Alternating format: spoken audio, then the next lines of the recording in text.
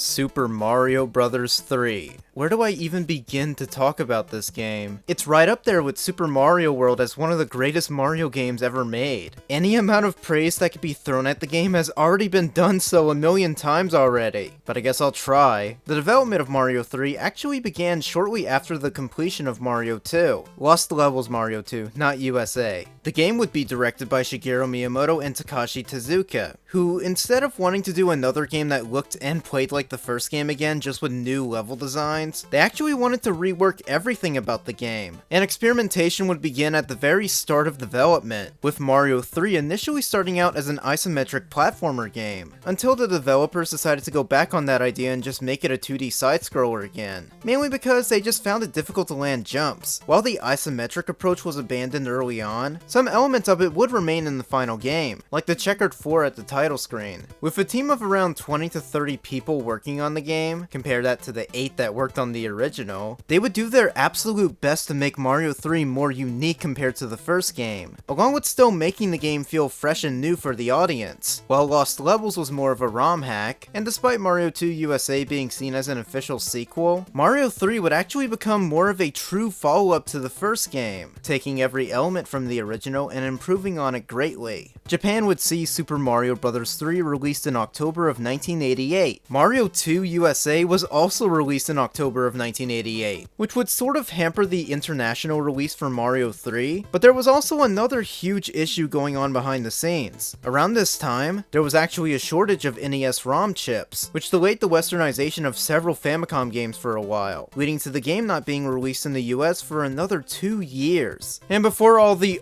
actually people mention this in the comments, Mario 3 was actually released in the US in July of 1989 as part of some PlayChoice 10 arcade units, which was an arcade cabinet that was capable of playing up to 10 NES games. Not a lot of people seem to know about this fact, so there you go. During the delay of the NES release, Nintendo figured that they would take this opportunity to promote Mario 3 in a feature film. So after signing a deal with Universal Studios, the family movie The Wizard would get released in December of 1989, directed by Todd Holland. So, was the movie any good?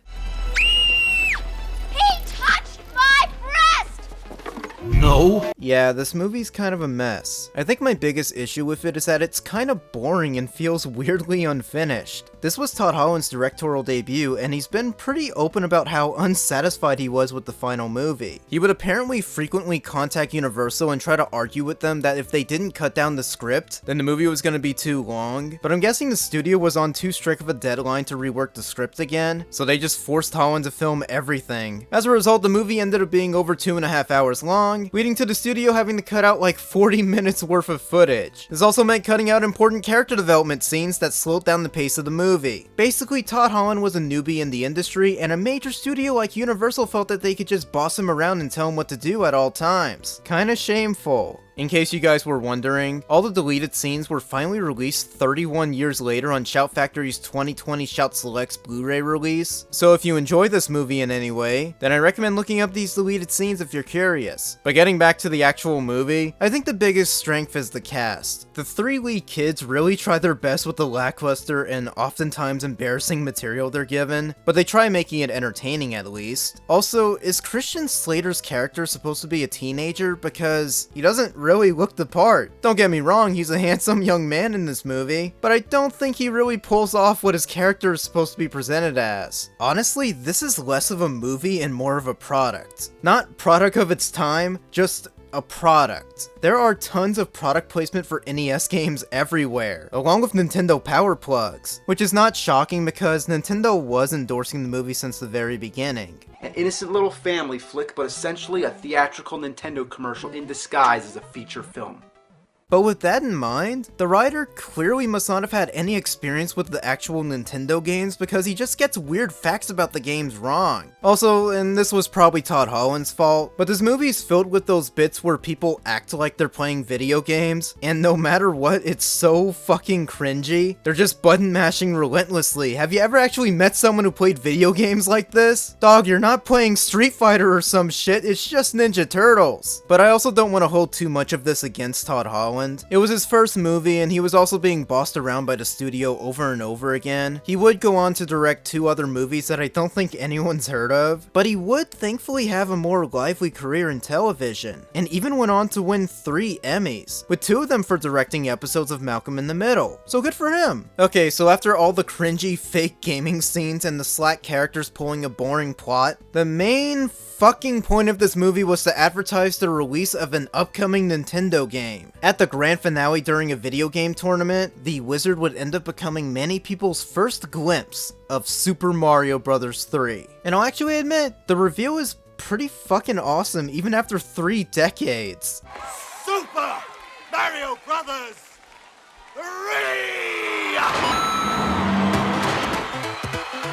This was the first time a Mario game would end up getting promoted in a motion picture. And again, that was literally the sole reason for this movie's existence. So yeah, in summary, the wizard's not very good. Maybe I could do a more in-depth review of it in the future to really dive more into it. With that said, there isn't really anything else I want to mention about this movie. Well, I guess apart from— wait a minute, that's Tobey Maguire! Mario 3 would finally get released in the US just 2 months later in February 1990. To say this game was critically acclaimed upon release would be an absolute understatement. Even at the time, people fucking loved Mario 3. It would be hailed as not only one of the greatest NES games ever released, but also just one of the greatest video games ever made. One reviewer literally described it as the Mona Lisa of gaming. It sold over 18 million copies on the NES alone. Hell, even the 2007 Wii U Virtual Console release also managed to pull an extra million. Super Mario Bros. 3 successfully revived the series for a new audience and further cemented Super Mario as a household name. So I guess this should be the part of the review where I go, yeah, this game's good, but I actually think Mario 3 is overrated. No. I like Mario 3. It's great. It's not my personal favorite Mario game, but I do respect the hell out of it for everything it did for both gaming and the Mario franchise as a whole. After all these years of playing the game, I can't really recall when my first experience with Mario 3 was. That's how long I've been playing it. I'm sure the first time I ever played it was on All-Stars, but I also had the game on Virtual Console back in 2008, so I think I actually played this more on Virtual Console than I did on All-Stars. But I will say, I had little to no experience with the Mario Advance 4 port, but one of my cousins did have the game, so shout out to Andrew. While I've technically been playing the game since I was super little, I never actually played through the whole game until this review. Growing up, I would just use the exploit where you get 2 flutes in World 1, and just warp to World 8 as fast as possible. Even then, I couldn't get past the world, so I could never finish the game. Younger me was super into speedrunning and exploiting games to beat them as fast as possible. This is made more obvious when in 2006, when I was around 7 or 8, I watched a tool-assisted speedrun of Mario 3 back on YouTube, and I later found out that it was actually the original task run by Morimoto from 2003, and I also found out that it was quite literally one of, if not the first tool-assisted speedrun ever recorded. This original task is still mesmerizing to watch after 20 years. My young mind was just completely blown by watching Mario 3 get played so insanely well. Alright, let's finally get to talking about Super Mario Bros. 3 on the NES. The story's a bit different this time around. Instead of Bowser kidnapping Peach again, or taking place inside of a dream, the Mushroom Kingdom is taken over by Bowser's minions and his 7 children: Iggy, Larry, Lemmy, Ludwig, Morton, Roy, and Wendy. It turns out the Koopa Kids went to 7 different kings' castles and stole their magic wands, while transforming them into different animals while taking over their kingdom. So it's up to Mario and Luigi to defeat the Koopalings, King Bowser, and save the Mushroom Kingdom once again. Peach actually doesn't get kidnapped at first, but after you restore one of the kings, they'll deliver a letter from Peach that can supply Mario with a bonus item. Oh yeah, this game also apparently takes place in an area called Mushroom World, which is where all 7 kings are located. So yeah, I guess I'm technically lying when I keep referring to this as the Mushroom Kingdom. Whatever. When you start the actual game, well, we have a map screen. Yeah, Mario 3 was the first game in the series to include a map screen, and it would obviously become a staple for future 2D Mario games, along with appearing in pretty much every platformer video game ever made. The maps are also filled with these mushroom houses that can help you earn some items. Also, every now and then, a special end card will appear on the map, and it's a card matching game where every time you get one correct, you get an item, even 1-ups. What exactly does the N stand for? The Mario Wiki refers to it as the N marked spade panel battle cards. I don't get it. The maps also have these little sliding matchup games, which can also earn you some more extra lives. Just like the first game, there's 8 worlds in Mario 3, but the number of levels can actually vary depending on which land you go to, and I'll delve more into that when I get to the world breakdown. But to summarize for now, each world has somewhere between 6 to 10 levels each. The levels can consist of regular platforming, the more difficult athletic levels, the underground ones return, and there's even auto-scroller levels in every world. Yeah, this was the first Mario game to have auto-scroller levels, which I am not a fan of, but I'll get to it later. There's even castle levels, but unlike the first game, they're not the last levels. Now they're just standard, albeit more difficult levels for you to go through. And some worlds have more than one castle too. The first 7 worlds also end with a big airship level just before facing off a Koopaling boss. I think a lot of younger viewers watching may recognize how a lot of these level tropes would actually get repurposed in every new Super Mario Bros. Game. I'll probably have a lot to say when I look at that series in the future, but goddamn, I get so sick of those new games pretending to be Mario 3 over and over again. Though when it comes to talking about the original source, I think it would be pretty foolish for me to hold problems that later games had against the very game that did the ideas first. That just doesn't make any sense to me. But there are real Mario fans out there who hate Mario 3 simply because they don't like the new series. You know, not trying to insult them, but I think their hate for this game might be a little misguided.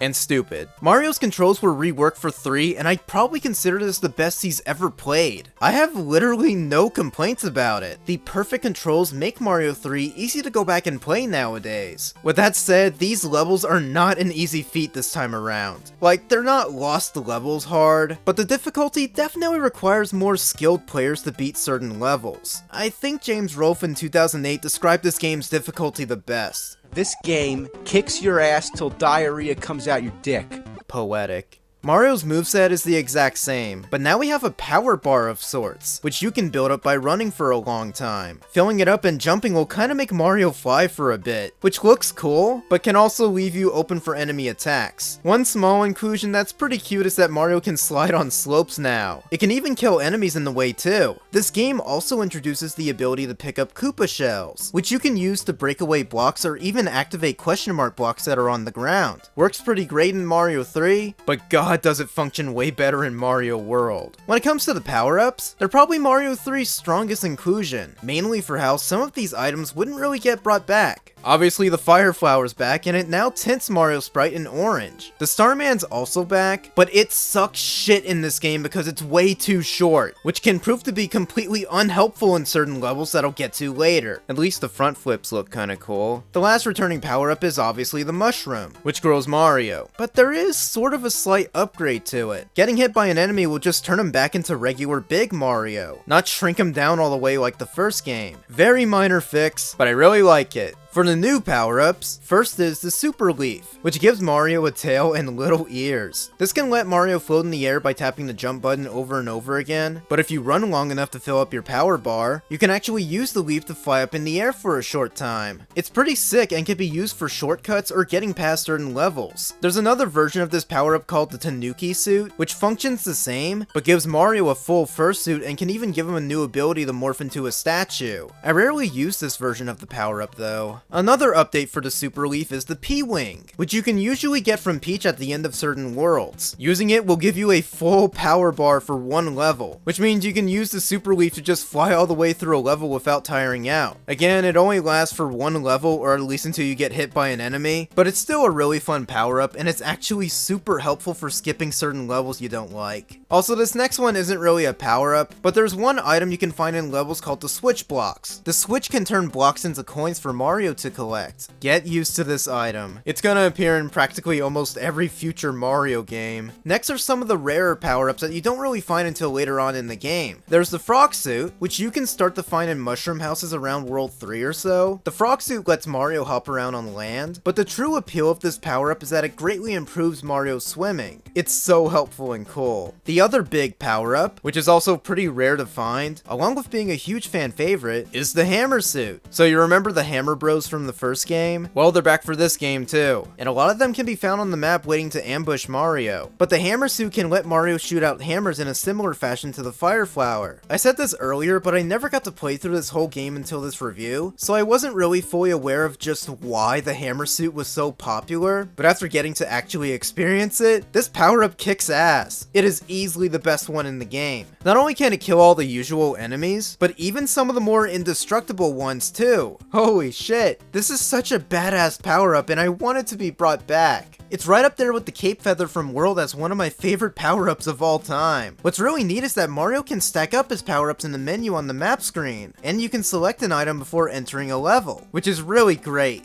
There's also normal items you can use on the map screens. There's the hammer, which can break away rocks blocking your way on the map. There's the cloud, which can let you skip over a level. A music box, which causes the Hammer Brothers on the map to fall asleep. And there's the most iconic item, the magic whistle, which can take you to this game's warp zone, which takes the name of World 9. It's a pretty neat upgrade for the warp zone, and the flute even plays a music track lifted from Zelda, which is sweet. Visually, this game has a really interesting aesthetic. I'm sure a lot of people already realize this over the years, but Mario 3 is trying to present itself as a stage play. It boots up with the curtains opening, a few levels have platforms that are being held up in the air by something, and almost every level ends with what appears to be Mario walking off stage. Part of the visual appeal definitely comes from the enemies. Classic ones from the first two games reappear like the Goombas, Koopas, Hammer Brothers, and even the Bob-ombs, but we also got new enemies for this game that would later go on to become staple characters, like Chain Chomps, Dry Bones, Boos, etc. Plus there's more unique enemies like the Boomerang Bros, Para Goombas, Big Bertha, and many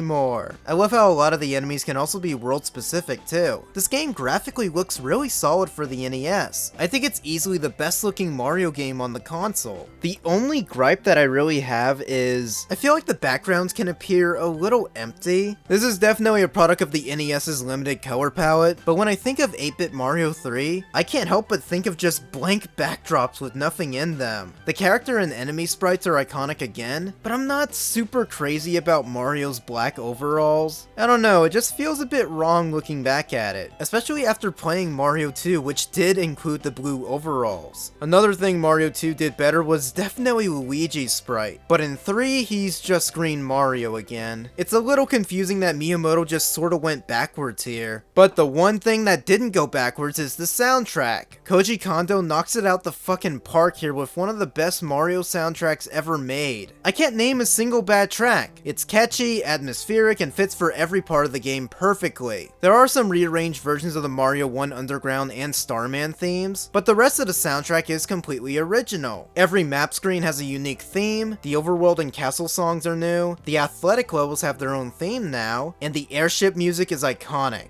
Just a fucking fantastic soundtrack as a whole. And apparently Koji Kondo was the only one working on the sound design for this game too, so he just did a tremendous job. This is the first game where the full score can make up a complete soundtrack release, which would happen for the game in the later years, but there actually were some earlier soundtrack albums that got released in the 90s. I recommend looking them up. They're really neat arrangement albums. The one flaw I do have with the game's soundtrack is actually the one part of the game that doesn't have any music. The damn title screen. It's completely mute and I have no clue why. I initially thought maybe there was some unused song on the ROM or something, but no, the NES version just didn't have an opening theme, so it just feels really empty. I had to edit in someone else's fan remix and sound effects for the opening of this review, but thank God All-Stars added in music because I love the title screen theme in that version of the game. So good. Starting to look at the 8 worlds, World 1 is Grassland, which is a pretty standard beginning world with 6 levels and 1 castle. Levels 1 and 3 are regular platforming, level 5 is underground, then 2, 4, and 6 are athletic. Every time you beat a level, instead of a flagpole or a bird head, you jump into this little block that'll earn you a card, and if you get 3 of the same cards in a row, you get a bunch of extra lives. But it also doesn't really matter which cards you get. Getting 3 of anything will always get you 1-ups. Level 3 is probably the most iconic level in the game for me. It has the fun Coin Heaven bonus area, and the famous secret where if you hop on a white platform near the end, crouching for a few seconds will make Mario fall into the background, and running all the way to the right will make make you find a secret warp whistle. This was one of my favorite things to do over and over again as a kid, along with getting the second hidden whistle in the castle level. I guess I should make a joke about how in The Wizard, the title character somehow managed to find the magic whistle despite never playing Mario 3 before. Like, how did he even find that? I don't know, he's the wizard. Oh yeah, the main boss for the castles isn't Bowser or even one of the Koopalings. It's a new character, Boom Boom, in his first of many appearances later on in the series. And all you do is just jump on his head 3 times. It's super easy. There are some variants of Boom Boom that have him flying around, but overall his boss encounters are pretty easy. I guess another first for the series is how level 4 is an auto-scroller, which I'm not too big on. They're almost never fun, and I wish they didn't become a staple for future Mario games. Thankfully on some of the maps, you can skip a few of these levels, which is good because I'm just not a fan of them. The airship levels are also auto-scrollers, but I actually don't mind them most of the time. I think they're pretty excellent tests of your platforming skills, and Mario's perfect controls make them really fun to play through. The Koopaling boss for World 1 is Larry Koopa, who just zaps at Mario and can be defeated like Boom Boom where you just jump on him 3 times. That's it. Every Koopaling boss can be beaten like that. And while again, some of them have slight variations, almost all the fights are the same. The next world is Desert World, and yeah, it's just a desert. This one has 5 numbered levels, 1 castle, and these 2 special levels. There's quicksand and a pyramid on the map. The quicksand level is pretty noteworthy for not just having quicksand, but also this really angry sun. It's even scarier when it actually starts chasing Mario. What did Mario do to piss off the sun so much? World 2's castle also introduces 2 new major enemies, Flomps and Boos. It's weird seeing Boos in castles instead of haunted houses like in Mario World, but I guess that wasn't really established just yet. The pyramid level is a bit of a maze, but it's not super difficult to get through. This is also the first world where the map takes up more than 1 screen. But if you ever actually looked at the full map ripped from the game, there's a Roman numeral 3 at the far right. What is that supposed to indicate? I had a theory that maybe earlier in development, Desert Land was probably going to be World 3 instead of 2, but then I realized this is probably a cheeky reference about how this is the third Mario game. Still kinda random. The Koopaling in this world is Morton Koopa Jr. Wait, Jr.? Okay, so apparently all the Koopalings are adopted, at least according to Miyamoto, but until I researched for this review, I for some reason thought all the Koopalings were Bowser's biological children, so I was legitimately confused when I saw one of them as Morton Jr. I seriously thought that Morton was Bowser's canon name for a second. Morton Bowser Koopa. Alright, World 3, Waterland. There's 9 levels and 2 castles. Not every level is water-based. Specifically, levels 4 and 6 don't have any water in it, with 6 being an auto-scroller. But levels 3 and 8 are home to one of the scariest concepts for a Mario villain, Big Bertha. A big fish chasing Mario that can eat him in 1 bite, making him lose a life. This character scared the hell out of me as a kid, and I especially hated the Mario 64 version of it. Bubba. Literal nightmare fuel. Oh yeah, Big Bertha was also in the original 93 Mario movie. I don't know why she was a character in the movie, but yeah, that was a thing. Over here, Pudgy Buns. Oh, come on, there's no time for that now, come on. Look, I know you all are super hyped for the new Mario movie coming up, but never forget how we got to this point. Trust the fungus. Back to Waterland, this world is where the frog suit really shines for obvious reasons. Seriously, this thing controls beautifully to swim with. The Koopaling for Waterland is Wendy O. Koopa, the only female Koopa kid, and she's just as easy as the rest of them. I guess when it comes to this world's map, the group of islands that the king's castle is on is shaped just like Japan, which I think is really cute. And the location that the castle is sitting on the map is apparently where the real-life city of Kyoto would be located, and it's also where Gunpei Yokoi grew up. Interesting. World 4 is Giant Land, aka Big Island. This world is a fan favorite for its gimmick about how the enemies, blocks, and warp pipes are huge. It looks really cool, and while I think it's a fun idea, it feels a little underplayed in Mario 3. There's only 6 actual levels and 2 castles, but neither castle really seems to utilize the big gimmick. It's a little disappointing that we didn't get different variants of big castles. The airship doesn't have any big obstacles either. But regardless, this world is still really imaginative and fun, and Mario 64's Tiny Huge Island would pay homage to it using a similar idea, and I think it did it way better. This world also uses a new enemy, the Sledge Brothers, basically bigger hammer brothers, who also throw sledgehammers instead of regular hammers. They also jump and can cause a mini earthquake that can stun Mario for a bit. They're goofy big dudes. Oh yeah, I guess one other disappointment for this world is that it doesn't use a Koopaling that would fit better like Morden or Roy, who both have bigger statures to them. Instead, we get this fucking Poindexter Iggy Koopa. He has no fun gimmick. He's a doofus with glasses that you can beat really easily. What a dork. World 5, Skyland. The first few levels actually take place on land. It's not until you travel up this weird spiral tower where it actually puts you in the sky, which is where the rest of the levels are. And it also means that this is the first world to have more than one map. But it does make me question, how did the king get his castle built in the clouds? There's 9 levels and 2 castles, and I don't really have a whole lot to say. It's a fine world. The one level I had an issue with was level 9, which is an auto-scroller and it's easily the worst one in the game, along with being just the worst level overall. There's a lot of tight platforming required here, which would not have been so bad, but the level is filled with these damn fire chomps. They are so goddamn annoying. I hate this level so much, it's such a pain in the ass. The Koopaling for this world is Roy Koopa, who honestly should have been swapped with Iggy. Once again, not a horribly difficult boss. World 6 is Iceland. This is probably one of the biggest worlds. There's 10 levels and 3 castles. Most of the levels obviously have ice physics on the floor, which is really annoying, but thankfully it doesn't control too horribly. Even the first castle has some ice blocks in it that can boost up the difficulty. And level 5 is home to one of the most irritating puzzles ever. Basically, if you keep running to the right, you'll probably notice that the level keeps looping over and over again. Instead, you have to grab a Koopa shell and fly upward into a certain path, leading you to a warp pipe that'll help you progress to the end. I'm sorry, how the hell are you supposed to figure this out on your first playthrough? Why didn't they show off that in the wizard? What the fuck? Oh yeah, World 6 is where I encountered the pretty rare treasure ship,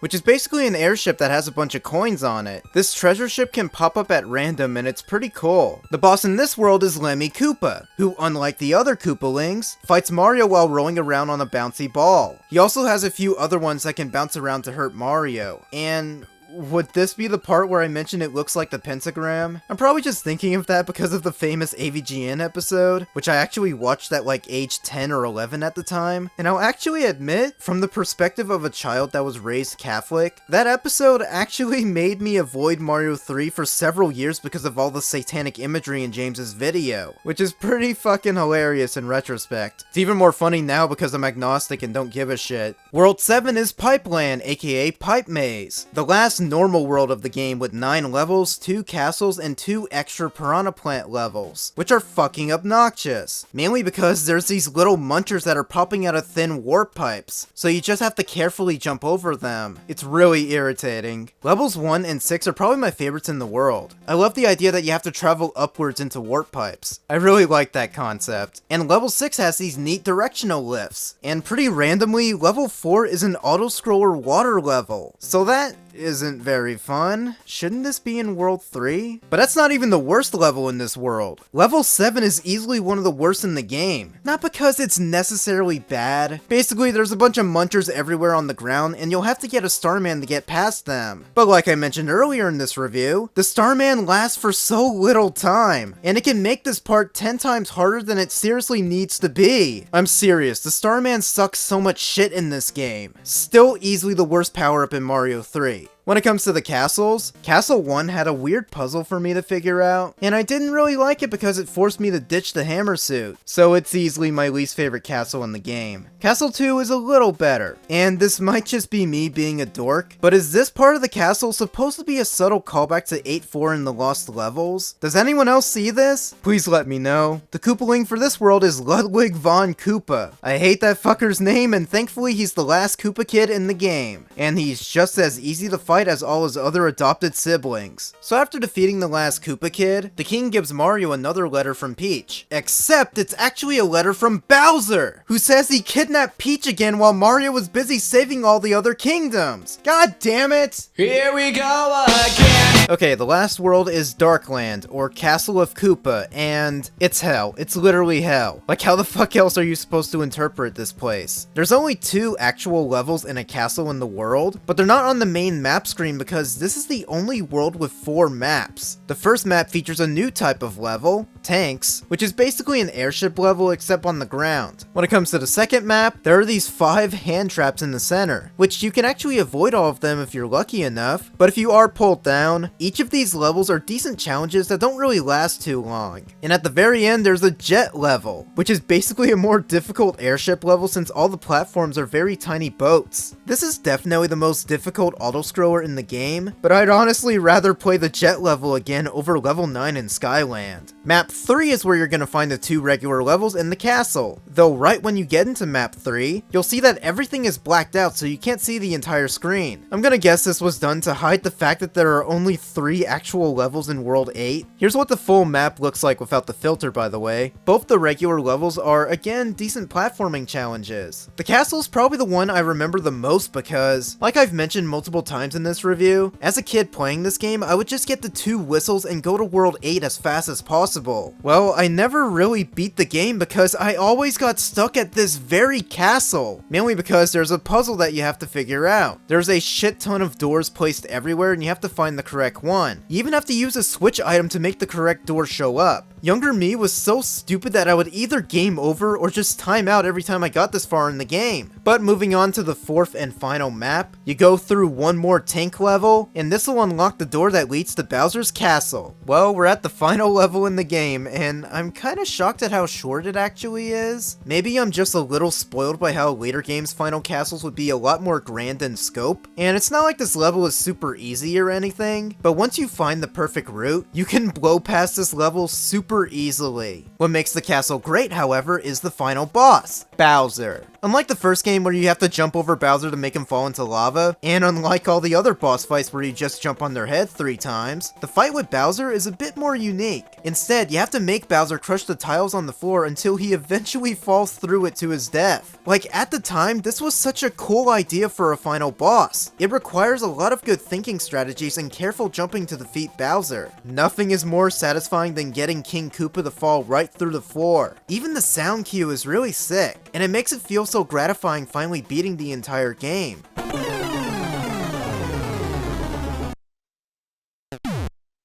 Upon beating Bowser, Mario goes to the princess, who makes a very cheeky joke referring to Toad's infamous "Our princess is in another castle" line. Okay, that's a little corny, but I really like that. I can really respect the self-awareness coming from this game so early in the franchise's history. After a roll call for all the enemies, the curtains close. And that's kind of it. It's a nice little ending to the game. Still no developer credits, but what can you do? The 2-player mode is the exact same as the first game. So player 1 controls Mario and player 2 controls Luigi. Both of them control the exact same too. Though one really fun thing is that if both Mario and Luigi appear on the same part of the map, it'll let you play this cool version of the Mario Brothers arcade game. It's a really sweet extra. And that's pretty much Mario 3. Mario 3 is a terrific game and really set the foundation for future Mario games to improve on. Or just copy and paste like later games would do, but I'll get to that. If anything, I think my biggest gripe with this game is that, with all the content that it's packed with, why isn't there a save feature? Like, I can excuse Mario 1 and even Mario 2 for not having one, and I guess the magic flutes can sort of fix this issue, but come on Miyamoto, why didn't Mario 3 have a save feature? Yeah,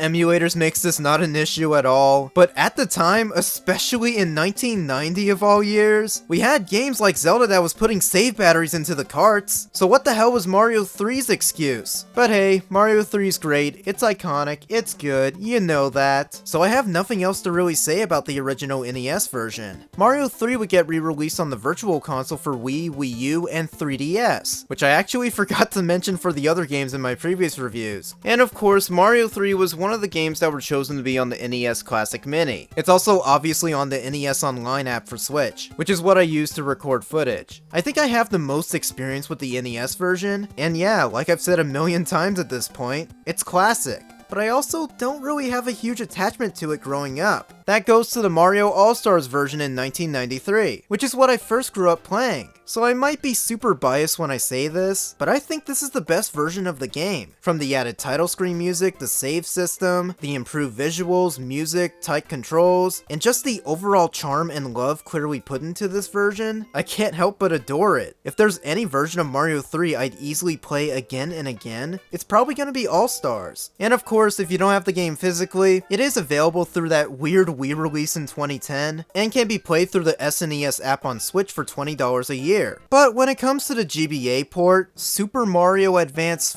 4, Super Mario Bros. 3? Okay, why did they title it like this? And why didn't they just make Advance 3 Mario 3 instead of Yoshi's Island? Oh, whatever. Released in 2003, kinda crazy when you realize this port is 20 years old now. It's a really good version of the game, and I do appreciate a lot of its inclusions, including the voice clips. But I won't lie, this is like the one Mario Advance port where it feels a bit weird having the voice clips. I don't know, it just doesn't feel too right to me. Though I do like how the Boos have their voice clip now. That's cute.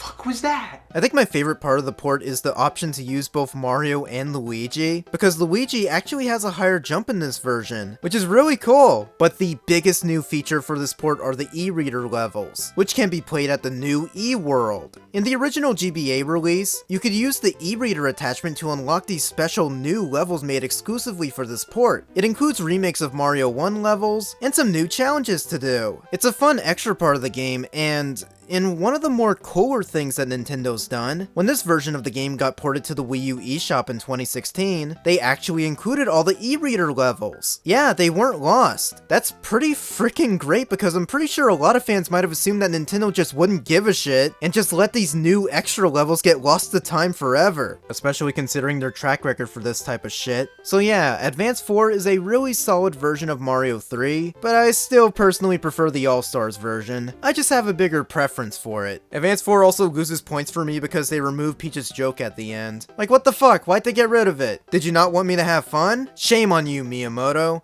I'm not sure if he even had any involvement with Advance 4, but whatever, I still want to shame him. Be sure to pick up Advance 4 either physically, or if you want to get the e-reader levels without getting the stupid fucking cards in the attachment, then be sure to get the Wii U Virtual Console release before it's gone soon, which was the only other way you could play these new levels. Or so I thought. I didn't really plan on the production of this review to last so long, but I'm also kinda glad it took a bit, because while I was still in the middle of writing, Nintendo, being the fucking sleazy motherfuckers that they are, finally announced online apps for both Game Boy and Game Boy Advance games for Switch. About fucking time! I'm not too big a fan of how the Advance app is limited to the $50 a year plan, but I don't necessarily care too much. I'm just happy we can finally play these portable legacy titles again on Nintendo's latest console, which is also a handheld. And one of the 6 games that launched with the GBA app was Mario Advance 4. And at the time of this review, it's the only Mario Advance game on the app. But I'm still pretty happy that people have access to play all 3 versions of Mario 3 on the same console now. The GBA emulation is just as good as it was on Wii U, which is great to hear. And also, like the Wii U release, this is the same version of Advance 4 that includes all the e-reader levels. That's still really cool. I'm glad we have another way of accessing